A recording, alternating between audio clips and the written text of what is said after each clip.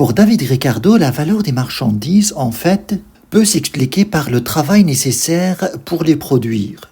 Et ça représente en fait la valeur absolue des marchandises. Et pour lui, il ne faut pas confondre entre la valeur absolue d'une marchandise, qui peut s'expliquer par le travail nécessaire pour la produire, et la valeur d'échange qui s'exprime sur le marché. À savoir tout simplement le prix auquel les marchandises se vendent, s'échangent sur un marché. Et cette valeur d'échange, c'est bien ce qu'il appelle la valeur relative des marchandises. Pour David Ricardo, la valeur absolue des marchandises, ou bien la quantité de travail incorporée dans les marchandises, peut expliquer la valeur relative des marchandises, c'est-à-dire leur valeur sur le marché à laquelle elles s'échangent. Et dans ce cadre, comme Adam Smith, David Ricardo sépare entre ce qu'on appelle le prix naturel et le prix courant. Le prix naturel des biens, ça reflète la valeur absolue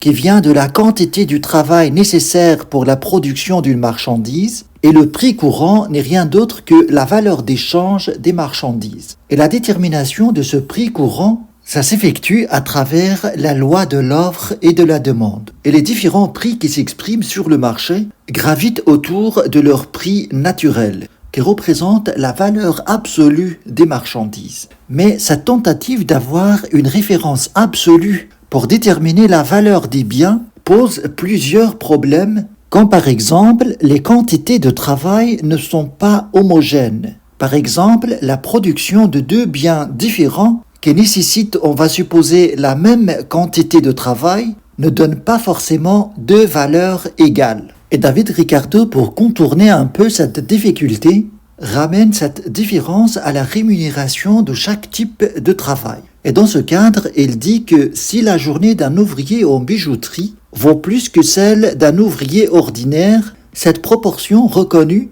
et déterminée depuis longtemps conserve sa place dans l'échelle des valeurs. On voit dans ce raisonnement la difficulté de ramener les valeurs des marchandises à la quantité de travail nécessaire à leur production. Mais d'après cette explication de David Ricardo, la référence absolue de la valeur des marchandises n'est pas la quantité du travail, mais bien la rémunération du travail, à savoir les salaires. Mais à part ça, le vrai problème rencontré par cette théorie de la valeur travail, c'est la rémunération des capitaux. Et même dans ce cadre, David Ricardo va reconnaître, après l'écriture de son livre, cette difficulté d'intégrer le capital dans la détermination de la valeur. Dans une lettre adressée à un ami, dans laquelle il écrit « Je pense parfois que si je devais réécrire le chapitre sur la valeur qui est dans mon livre, j'admettrais que la valeur relative des marchandises est déterminée par deux causes au lieu d'une seule, à savoir par les quantités relatives de travail nécessaires à la production des marchandises et par le taux des profits